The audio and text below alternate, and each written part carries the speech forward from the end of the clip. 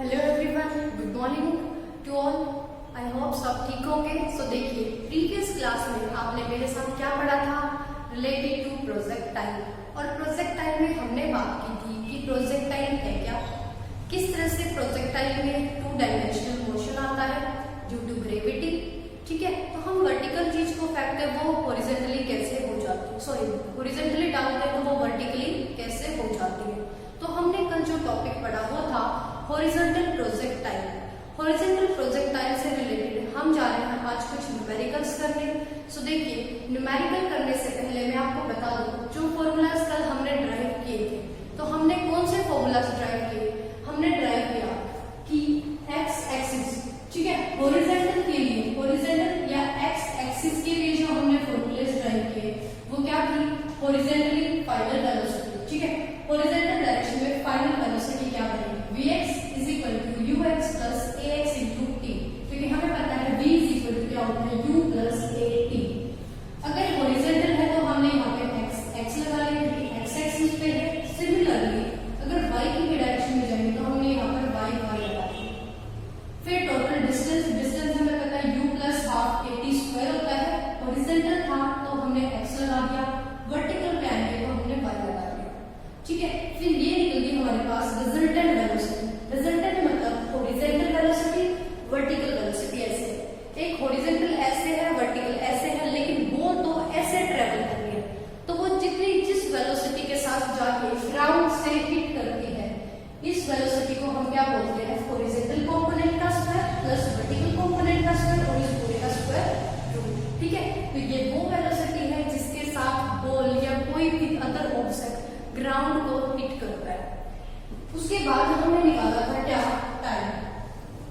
Time जो हमने निकाला, time of flight that is equal to 2h upon v, इस पूरे का रूट, ये हमने निकाला था टाइम ऑफ फ्लाइट। इन फॉर्मूलाज को यूज करके हम करने जा रहे हैं आज इससे रिलेटेड कुछ न्यूमेरिकल। सो देखिए, क्वेश्चन नंबर 1, हमारा क्वेश्चन नंबर 1 क्या कहता है। सो क्वेश्चन नंबर 1 कहता है कि एक हाइकर है हमारे पास, a hiker stands on the edge of a cliff 490 metre above the ground। क्या कहता है कि कोई हाइकर है, वो ग्राउंड से कितनी ऊपर खड़ा है, इस ग्राउंड से वो खड़ा है 490 मीटर अबोव। ठीक है, 490 मीटर ऊपर यहाँ से वो खड़ा है। आगे देखिए, and throws a stone horizontally, वो क्या करता है, उसके पास कोई स्टोन है और वो स्टोन को ऐसे हॉरिजॉन्टली पुट करता है। ठीक है, तो कितनी वेलोसिटी के साथ वो डालता है, this is the initial velocity, u is equal to 15 metre पर सेकेंड। इतनी वेलोसिटी के साथ वो स्टोन को हॉरिजॉन्टल डायरेक्शन में डालता है। नेग्लेक्टिंग एयर रेजिस्टेंस, यहाँ पर हमने एयर के रेजिस्टेंस को नहीं लेना कि एयर बॉल के ऊपर क्या इफेक्ट डाल रही है। Find the time taken by the stone to reach the ground, हमें क्या निकालना है, कितने टाइम में वो ग्राउंड पे पहुंच जाएगी। This is the time of flight, क्योंकि जहां से हमने डाला वहां से ग्राउंड तक पहुंचने का जो टाइम होता है उसे हम क्या बोलते हैं, टाइम ऑफ फ्लाइट। तो हमें कैलकुलेट क्या करना है, टाइम ऑफ फ्लाइट, कितने टाइम में वो यहाँ से यहाँ आ जाएगा। ठीक है, सो देखिए कितने टाइम में आ जाएगा। पहली कंडीशन हम निकालेंगे, हमें पता है t इज इक्वल टू क्या होता है, 2h अपॉन g इस पूरे का रूट। सो देखिए 2 multiply h is the height, कितनी है 490, and g is the acceleration due to gravity, और ग्रेविटी की एक्सेलरेशन क्या होती है 9.8 मीटर पर सेकेंड स्क्वायर। ठीक है, आई होप ये वैल्यू सबको याद होगी, नहीं है तो आप इसे याद कीजिए क्योंकि एक्सेलरेशन ड्यू टू ग्रेविटी होती है ये 9.8 हमने यहाँ पे रख दिया, तो यहाँ से t को हम कैलकुलेट कर देंगे, इस पूरे का हो जाएगा रूट। ठीक है, यहाँ से हमें क्या मिल जाएगा, time of flight easily calculate कर पाएंगे। सो देखिए आगे चलते हैं और क्या कैलकुलेट करना है, and the speed with which it hits the ground. Next हमें क्या निकालनी है, उसकी स्पीड, वो स्पीड जिसके थ्रू वो क्या कर रही है, ग्राउंड को हिट कर रही है। तो इस स्पीड के साथ वो आ रही है, तो इस स्पीड का देखिए, इस स्पीड का एक हॉरिजॉन्टल कंपोनेंट है दैट इज ux, एक वर्टिकल कंपोनेंट है ux की बजाय हम इसको vx मानते हैं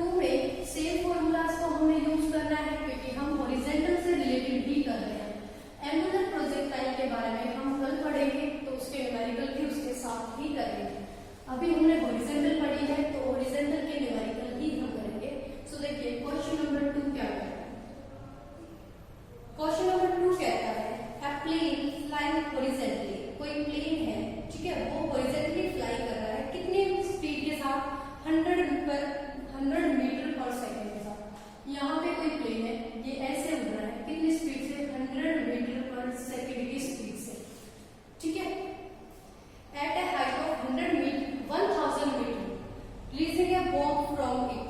सो देखिए यहाँ कितनी हाइट से, 1000 मीटर की हाइट से, ठीक है, इससे क्या किया गया, एक बॉम्ब को रिलीज किया गया, ठीक है, एक बॉम्ब रिलीज किया गया। तो बॉम्ब क्या होगा, ऐसे आके ऐसे डलेगा, क्योंकि वो रिलीज कर दिया, जैसे उसकी वेलोसिटी क्या होगी, हॉरिजॉन्टल वेलोसिटी कम होगी, वो धरती की तरफ खींचेगा due to acceleration of gravity. So हमें क्या फाइंड आउट करना है, the time it takes to reach the ground, ठीक है, हमें निकालना टाइम, कितने टाइम में वो ग्राउंड पर पहुंच जाएगा, that's t is equal to 2h upon में g। So t equal to क्या आ गया, 2 multiply h is the height जो कितनी है 1000 अपॉन में g, g is the acceleration due to gravity 9.8 और इसका रूट हो गया, ये निकल जाएगा हमारे पास टाइम। इसको अगर हम कैलकुलेट करते हैं तो 2 मल्टीप्लाई 1000 डिवाइड बाय क्या 9.8, एक और ऊपर चला जाएगा तो क्या हो जाएगा 20000 डिवाइड बाय 98। और इस पूरे को अगर हम सोल्व करते हैं तो यहाँ से हमारे पास जो टाइम की वैल्यू आती है that is equal to 100 upon में 7 आएगा, एक बार चेक कर लेना आप भी, आई थिंक यही आएगी 100 अपॉन में 7। अगर पूरे को हम सिंप्लीफाई करते हैं तो ये आ गया हमारे पास टाइम ऑफ फ्लाइट, ठीक है, टाइम ऑफ फ्लाइट या वो टाइम जिससे वो क्या होगी ग्राउंड पे पहुंच चुके, यहाँ से रिलीज करने के बाद वो बॉम्ब ऐसे आके ऐसे ग्राउंड पे पहुंच चुका है, इस टाइम को हमने कैलकुलेट कर लिया। सो आगे देखते हैं आगे क्या कहता है ये part B, the velocity with which the bomb hits the target. दोबारा से हमने क्या निकालना है, वो वेलोसिटी कैलकुलेट करनी है जिसके साथ इसने ग्राउंड पे हिट किया। तो दोबारा से हमें क्या निकालना है, dx और dy, जैसे हमने पिछले वाले क्वेश्चन में निकाली थी। इस केस में एक्सेलरेशन 0 होती है क्योंकि ये हॉरिजॉन्टल चल रही है, इस केस में ये 0 होती है क्योंकि ये वर्टिकल चल रही है, इसकी वजह से, ठीक है। तो axt से vx निकल जाएगी, vx is equal to ax into t, ठीक है, हमेशा याद रखना है, इसमें ये चीज 0, इसमें ये चीज 0, क्योंकि ये इस वेलोसिटी से चलती है, वर्टिकली एक्सेलरेशन से आती है इससे, ठीक है। तो ax एक्सेलरेशन क्या है 9.8 इंटू t कितना है 100 अपॉन में 7। यहाँ से अगर ये वेलोसिटी हम देखें तो vx की वैल्यू कितनी आ रही है, vx को अगर हम कैलकुलेट करते हैं तो ये आ रहा है 100 मीटर पर सेकेंड, 100 मीटर पर सेकेंड। अगला देखिए vy में ये 0 था तो ये क्या बच रहा था ay इंटू t। सो ay है तो वही एक्सेलरेशन ड्यू टू ग्रेविटी तो काउंट होती है 9.8, सॉरी ये हमने गलत कैलकुलेट कर दिया थी। देखिए vx किस पे डिपेंड कर रहा है, u पे, है ना, u पे डिपेंड कर रहा है, u is 100, so vx is equal to क्या हो रहा है 100। ये चीज तो 0 ही है ना, तो इसको तो हटा देंगे, 100 मीटर पर सेकेंड डायरेक्ट आएगी, ठीक है। अब vy किस पे डिपेंड कर रहा है, किस पे डिपेंड कर रहा है, ये चीज 0, ay इंटू t 9.8 इंटू 100, तो देखिए पॉइंट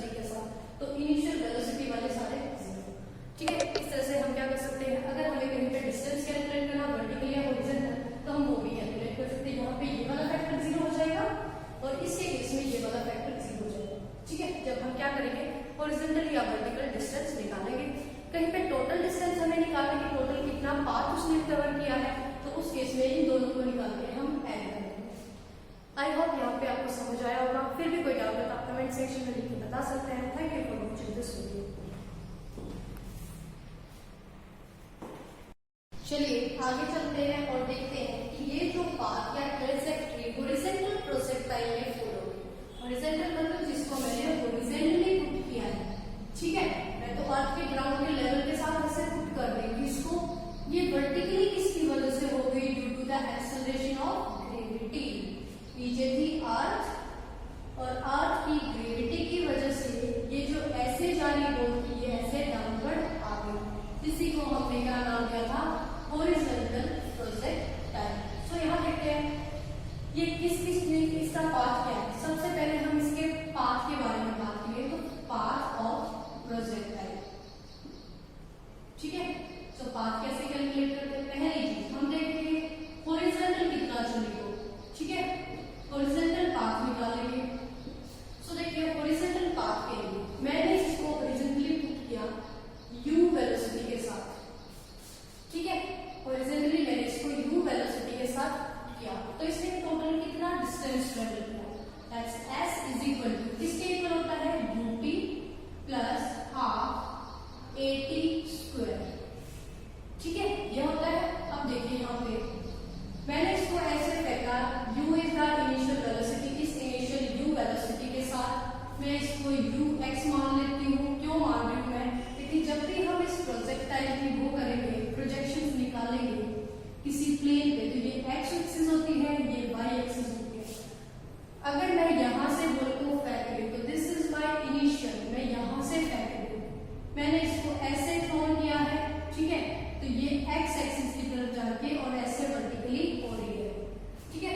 तो ux हॉरिजॉन्टली जो गई एंड y की तरफ इंक्रीज होगी तो हम उसको uy या vy ऐसे कंसीडर करके चलेंगे ताकि आपको इजीली समझ आए।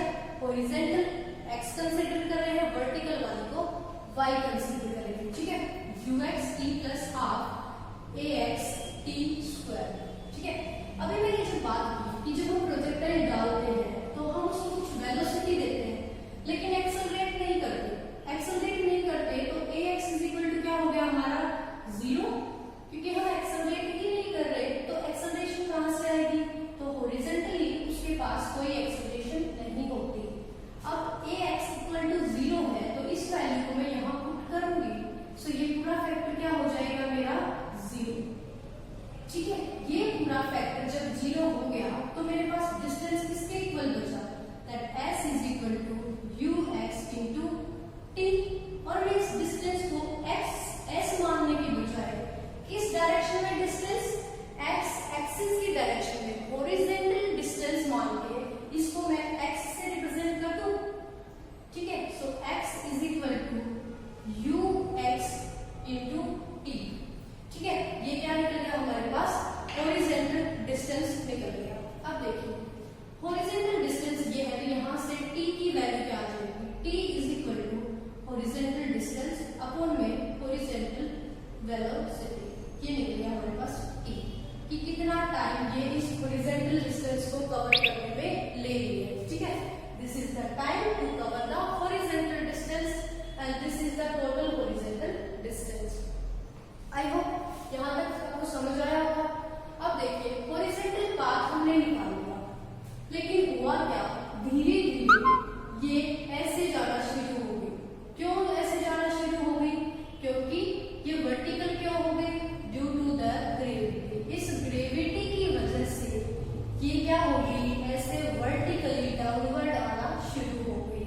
तो अब जब वर्टिकली डाउनवर्ड आ गई, ग्रेविटी के थ्रू वेलोसिटी लेके, तो वर्टिकल डिस्टेंस भी बनाया होगा, ठीक है। सो इसका वर्टिकल डिस्टेंस कितना होगा? वर्टिकल पाथ या वर्टिकल डिस्टेंस? वर्टिकल पाथ क्या है? वर्टिकल पाथ को मैं y से डिनोट कर रही हूँ क्योंकि y एक्सिस के अगेंस्ट जा रही है ना। तो y is equal to same वही इक्वेशन वही रहेगी आपकी, s is equal to ut plus half at square. इस इक्वेशन से हम डिस्टेंस कैलकुलेट कर रहे हैं, हॉरिजॉन्टल वाला भी और वर्टिकल वाला। सो y इज इक्वल टू किसके आ गया? u is the initial velocity, और इनिशियल वेलोसिटी किस डायरेक्शन में थी?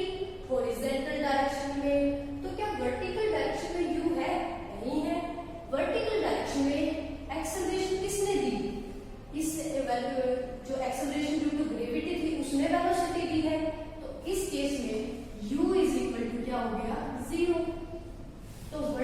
पाथ में हॉरिजॉन्टल वेलोसिटी का कोई काम नहीं है, क्योंकि ये वेलोसिटी तो हमने हॉरिजॉन्टली ली थी, ठीक है।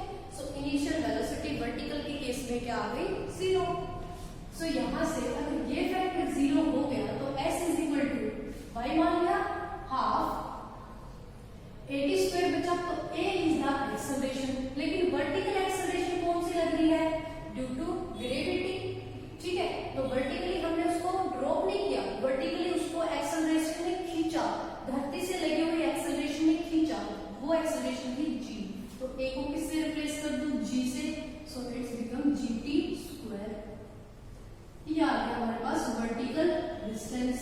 अब यहाँ देखिए t की वैल्यू हॉरिजॉन्टल टाइम क्या आ रहा था, x अपॉन में ux। इस t की वैल्यू अगर मैं यहाँ पर पुट कर दूं तो क्या बन जाएगा, y is equal to 1/2 g into x upon में ux का स्क्वायर, ठीक है। अब पूरे को मैं स्क्वायर को खोलूं, 1/2 g x का स्क्वायर अपॉन में ux का square. This is the horizontal distance in term of the, this is the vertical distance, ये क्या है, vertical distance in term of horizontal velocity, ठीक है। कि horizontal velocity के कितने टाइम्स के डिक्रीज होने से vertical distance बनता जा रहा है, ठीक है। क्योंकि जैसे जैसे वर्टिकली आ रही है ये 0 होती जा रही है 0 की तरफ, और ये बढ़ती जा रही है नीचे वाले, क्योंकि ये वेलोसिटी तो उसको ऐसे ले जा रही है ड्यू टू ग्रेविटी, अर्थ के फोर्स की वजह से, ग्रेविटेशनल फोर्स की वजह से ये जो ऐसे जा रही थी वो ऐसे डाउनवर्ड ऐसे हो गई, ठीक है। तो वो हमने निकाल दी इन दोनों के बीच में रिलेशन। आगे देखिए बात करेंगे हम क्या, टाइम ऑफ फ्लाइट की। यहाँ पर देखिए एक चीज और देखते हैं, हमें क्या पता है, this is the acceleration due to gravity, ये किसके इक्वल होती है, 9.8 के इक्वल होती है। u is the initial velocity. अब जो इनिशियल वेलोसिटी मैंने बॉल को फेंकते हुए दे दी, क्या मैं उसको वर्टिकल आने के बाद चेंज कर सकती हूँ, नहीं कर सकती। 1/2 ऑलरेडी क्या है, कांस्टेंट है, तो ये भी कांस्टेंट, ये भी कांस्टेंट, ये भी कांस्टेंट। इन तीनों कांस्टेंट को मिला के मैं क्या लिख दूं, k लिख दूं, ठीक है। इन सबको मैंने क्या बना दिया, k मान लिया, तो y इज इक्वल टू क्या आ गया, kx स्क्वायर। ये हमारी इक्वेशन बन गई, ठीक है। इस स्लोप की, ये जो स्लोप देगी ना, इस स्लोप की इक्वेशन हो गई y is equal to kx square, ठीक है। क्यों, क्योंकि ये सब क्या था, हमारे पास कांस्टेंट था, जितने भी कांस्टेंट थे सबको कंबाइन करके हमने क्या कंसीडर कर लिया, k कंसीडर कर लिया, ठीक है। सो देखिए आगे चलते हैं और आगे निकालते हैं क्या, टाइम ऑफ फ्लाइट। क्या निकालने जा रहे हैं कि कितने टाइम तक ये जो प्रोजेक्टाइल है ये एयर में फ्लाइट करती है, मतलब फेंकने से धरती पर पहुंचने तक का total time, time of flight. Time of flight जो मैं बार बार रिपीट कर रही हूँ, फेंकने से लेके धरती तक पहुंचने का जो टाइम है it is known as time of flight. और इसको हम क्या कर सकते हैं, ये क्या होता है हमारे पास, टोटल टाइम होता है, ठीक है। क्या होता है हमारे पास, ये टोटल टाइम होता है। सो देखिए इस टोटल टाइम को हम कैसे कैलकुलेट कर सकते हैं, सेम वही इक्वेशन हम यूज करेंगे। y इज इक्वल टू क्या था, ut plus half gt square. ये टर्म थी हमारे पास डिस्टेंस की, जहां पे हमें क्या मिला था, s is equal to ut plus half 80 square से हमें ये मिल गई, ठीक है। और ये जो u था ये क्या थी, वेलोसिटी। अब यहाँ पे देखिए हमें क्या पता है, ये जो वेलोसिटी है इसको u की बजाय क्या माने, uy, वर्टिकल वेलोसिटी क्या है, वर्टिकली इनिशियल वेलोसिटी। और हमें क्या पता है कि वर्टिकल जो इनिशियल वेलोसिटी है वो किसके इक्वल है, ठीक है। तो ये किसके इक्वल है, देखिए यहां से ये फॉल हुआ, यहां पर ये जाके गिरा, तो टोटल कितनी है, h हाइट इससे ये हुई है, ठीक है। तो हमें पता है ये जो y है ये किससे रिप्लेस हो जाएगा, h से। स्मॉल h कैपिटल H कुछ भी आप मानिए, ठीक है। क्योंकि टाइम ऑफ फ्लाइट निकाल रहे तो शॉर्टेस्ट डिस्टेंस वर्टिकल से लेके ग्राउंड तक आते हुए उसने टोटल कितना डिस्टेंस लिया, h डिस्टेंस, ठीक है। तो h is equal to uy, uy क्या है, इनिशियल वर्टिकल वेलोसिटी, ठीक है। इनिशियल वर्टिकल वेलोसिटी किसके इक्वल है हमारे पास, हमने तो कोई वेलोसिटी दी ही नहीं, तो ये हो गई 0। ये तो ऑटोमेटिकली क्रिएट हो गई है g की वजह से। अगर ये 0 तो t भी हट के पूरा फैक्टर क्या हो गया हमारे पास 0। तो यहाँ से क्या आ गया h is equal to half g t square, ठीक है। h is equal to half g t square. अब ये जो t है इसको मैं कैपिटल T लिख लूं। Capital T is the total time of flight, क्योंकि ये टाइम तो हमने यहाँ पे भी कंसीडर किया था वर्टिकल टाइम और यहाँ पे भी कंसीडर किया था हॉरिजॉन्टल टाइम। अब मुझे कहिए vertical time plus horizontal time that is total time t, capital T हमने इसको मान लिया। तो यहाँ से क्या आ गया h is equal to half g capital T का स्क्वायर, ठीक है। हमें क्या निकाला टाइम ऑफ फ्लाइट ही तो निकालना, इसे तो हमने टाइम ऑफ फ्लाइट माना है, तो t को हम एक साइड रखेंगे, बाकी सब टर्म्स को दूसरी तरफ लेके आएंगे। तो यहाँ से क्या जाएगा h 2 आ गया मल्टीप्लाई में g आ गया यहाँ, ठीक है। g यहाँ मल्टीप्लाई में था तो इधर जाके क्या आ गया डिवाइड में, सो ये आ गया डिवाइड में। और इसका स्क्वायर था तो इसने क्या किया इस पूरे के ऊपर क्या लगा दिया रूट लगा दिया, ठीक है। तो 2h अपॉन में g is the total time of flight, ये हमारे पास कैलकुलेट हो गया है। अब टोटल टाइम ऑफ फ्लाइट हमारे पास आ गया। अब हम चाहो क्या निकालना हॉरिजॉन्टल रेंज, कि सिर्फ हॉरिजॉन्टल डायरेक्शन में उसने कितनी रेंज दी, ये थी हॉरिजॉन्टल रेंज, ठीक है। क्या है ये हॉरिजॉन्टल रेंज, कि यहां से यहां तक ये हॉरिजॉन्टल रेंज कितनी है, ये जो हो जाएगी ये वर्टिकल रेंज है, ये हॉरिजॉन्टल रेंज है, टोटल हमारी ये प्रोजेक्टाइल की रेंज है, ठीक है। तो अब हॉरिजॉन्टल रेंज कैसे निकालेंगे ये देखते हैं। एक ही फॉर्मूला हम बार बार यूज किए जा रहे हैं, s is equal to ut plus half at square, ठीक है। वहां पर हॉरिजॉन्टल की बात करते हैं तो u मान लेते हैं, वर्टिकल की बात करते हैं तो u इक्वल टू 0 हो जाता है। वहां हॉरिजॉन्टल की बात करते हैं तो एक्सेलरेशन ड्यू टू ग्रेविटी नहीं होती, जैसे वर्टिकल आती है तो acceleration due to gravity apply होती है, उसी की वजह से आ रही है, ठीक है। सिर्फ दो चीजें याद रखनी है। अब देखिए नेक्स्ट हम निकालने जा रहे हैं हॉरिजॉन्टल रेंज। अब हॉरिजॉन्टल रेंज से उसी फॉर्मूले से हम कैलकुलेट करें तो हॉरिजॉन्टल रेंज क्या हो जाएगी, हॉरिजॉन्टल रेंज किसकी वजह से आ रही है, इनिशियल वेलोसिटी u की वजह से आ रही है, जो आपको वहां दिख रही है इनिशियल वेलोसिटी u की वजह से आ रही है हमारी हॉरिजॉन्टल रेंज। तो हॉरिजॉन्टल डिस्टेंस हमने क्या निकालना x is equal to uxt plus half g t square, ये हमने निकाला था हॉरिजॉन्टल डिस्टेंस। और ये हॉरिजॉन्टल डिस्टेंस तो हॉरिजॉन्टल रेंज है, तो यहाँ पे देखिए हमें क्या पता था, ये जो u है, ठीक है, ये जो x है इसको मैं रेंज निकाल रही हूँ तो क्या करूंगी r लिख दूंगी, इसको मैं क्या लिख दूँ r, क्योंकि मैं रेंज निकाल रही हूँ, टोटल डिस्टेंस नहीं निकाल रही हूँ, क्या निकाल रही हूँ उसकी रेंज निकाल रही हूँ, ठीक है। तो रेंज निकाली तो इसको मैंने रिप्लेस कर दिया किससे r से। फिर दूसरी चीज हमारे पास क्या है ux, तो यहाँ पर जो ux है हॉरिजॉन्टल वेलोसिटी ये कितनी है u, ठीक है, ये किसके इक्वल है u के इक्वल है। दिस इज द t क्या होता है टाइम, टाइम ऑफ फ्लाइट हमें पता होगा तभी तो हॉरिजॉन्टल रेंज निकलेगी। तो टाइम ऑफ फ्लाइट अभी हमने कैलकुलेट किया था, क्या था 2h अपॉन में g का रूट, इसके प्लेस पे मैंने पुट कर दिया 2h अपॉन में g रूट इस t के प्लेस पे। अब आगे देखिए प्लस क्या है, plus half g t square. Horizontal की बात करें तो हॉरिजॉन्टल में ये वाली चीज नहीं होती, ठीक है।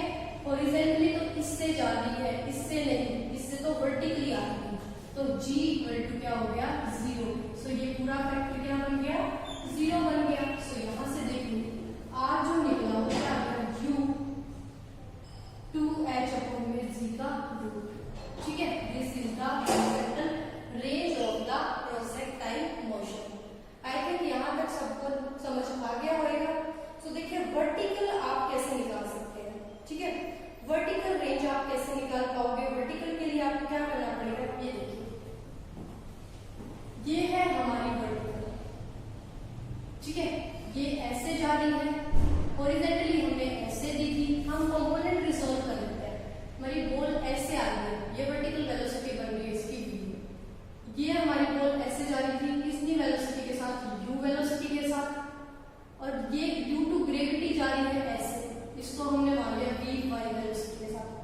इसको ux, इसको vy मान लेते हैं। तो दिस इज द रिजल्टेंट। और वेक्टर रिजल्टेंट क्या कहते हैं? इन दोनों के सम से क्या बनी है? ये वाली चीज बनी है। So this v is equal to क्या हो गया? vy का स्क्वायर अपॉन में vy plus vx। ux consider कर रहे हैं तो ux इस पूरे का u। ठीक है, इस तरह से हम क्या कर सकते हैं, इसको कैलकुलेट कर सकते हैं कि वर्टिकली वो कितनी वेलोसिटी से जाती है। तो वर्टिकल वेलोसिटी किसके ऊपर डिपेंड की? ये हॉरिजॉन्टल कंपोनेंट था जो ux है, ये ग्रेविटी के थ्रू कंपोनेंट था vy है जो y एक्सिस की तरफ लेके जा रहा है। दोनों का वेक्टर सम हमने किया, दैट इज v। अब वेक्टर सम करने के बाद हमने क्या निकाली? ये चीज निकाली। तो हमने एक ट्रायंगल कंसीडर कर ली, ये वाला। ठीक है, जब ये ट्रायंगल हमने ले ली तो इस ट्रायंगल के अंदर हमने क्या निकाला? ये क्या है? हाइपोटेन्यूज। ठीक है, एक राइट एंगल ट्रायंगल बने तो हाइपोटेन्यूज किसके इक्वल होता है? बेस का स्क्वायर प्लस परपेंडिकुलर का स्क्वायर। तो ये किसके इक्वल आ गया? इसके इक्वल आ गया। ठीक है, तो ये हमारे क्या निकली? वर्टिकल वेलोसिटी, जिसको हम v से लिख सकते हैं। अब यहाँ से अगर कोई हमसे ये पूछे कि ये जो वर्टिकल वेलोसिटी है ये हॉरिजॉन्टल से कितना दूर है, तो हम इस एंगल को निकाल सकते हैं। जब भी हम बात करते हैं किसी ट्रायंगल, ये हमारे पास क्या थी? हॉरिजॉन्टल वेलोसिटी थी ux, ये थी हमारे पास वर्टिकल वेलोसिटी vy, और इन दोनों का रिजल्टेंट हमने निकाला था प्रोजेक्टाइल की वेलोसिटी, ये होगी हमारे पास v। ठीक है, v इज इक्वल टू आ गया, ये वाली ट्रायंगल हमने कंसीडर की क्योंकि ये vy है तो ये भी क्या था? vy के इक्वल ही था। तो ux का स्क्वायर प्लस vy का स्क्वायर इस पूरे का रूट हो गया v। अब हमसे कोई ये पूछे कि आपने बॉल को ऐसे फेंका था, अब बॉल कैसे जा रही है, तो हम लिखेंगे कि ये इतने एंगल से क्या हो गई है? डाउनवर्ड गई है। कितने एंगल से गई है? थीटा एंगल से गई है। तो इस थीटा की वैल्यू हम कैसे निकालते हैं? tan थीटा की फॉर्म में। जब भी हम डायरेक्शन निकालते हैं तो हमने देखा था वेक्टर सम में हम tan थीटा की फॉर्म में ही डायरेक्शन निकालते हैं। सो tan थीटा किसके इक्वल होता है? Perpendicular divide by base. So vy divide by ux। अब जहां कितने एंगल से रही है? थीटा एंगल से, तो यहां से थीटा हम कैलकुलेट करेंगे। Theta is equal to tan inverse vy upon में ux। ये क्या आ गई हमारे पास? Direction of this velocity. ठीक है, इस रिजल्टेंट वर्टिकल वेलोसिटी की डायरेक्शन आ गई। आई होप आपको समझ आएगा। देखिए, सबसे पहले हमने क्या निकाला? हॉरिजॉन्टल डिस्टेंस निकाला, s is equal to ut plus half a square का फॉर्मूला लगा के। हॉरिजॉन्टल के केस में g होता है 0, ये कट गया था, ये बच गया था डिस्टेंस। फिर हमने वर्टिकल पाथ निकाला, वर्टिकल पाथ में भी सेम फॉर्मूला लगाया। वर्टिकल के केस में ये चीज 0, g के थ्रू काम चल रहा है, तो वर्टिकल के केस में ये 0, ये बच गया। ठीक है, फिर हमने निकाला time of flight. Time of flight हमने निकाला सेम इसी फॉर्मूले से। टाइम ऑफ फ्लाइट इसका हॉरिजॉन्टल रेंज का, तो हॉरिजॉन्टल में ये चीज होती है 0, g मान लेते हैं इसको, ये 0 जाते तो यही पे हमने क्या करना? t की वैल्यू पुट कर दी। ठीक है, t की वैल्यू पुट कर दी, हॉरिजॉन्टल रेंज निकल गई थी, और टाइम ऑफ फ्लाइट भी हमने बीच में कैलकुलेट किया था, तो टाइम ऑफ फ्लाइट की वैल्यू आप पुट करने से हॉरिजॉन्टल रेंज आ गई। फिर वर्टिकल निकाल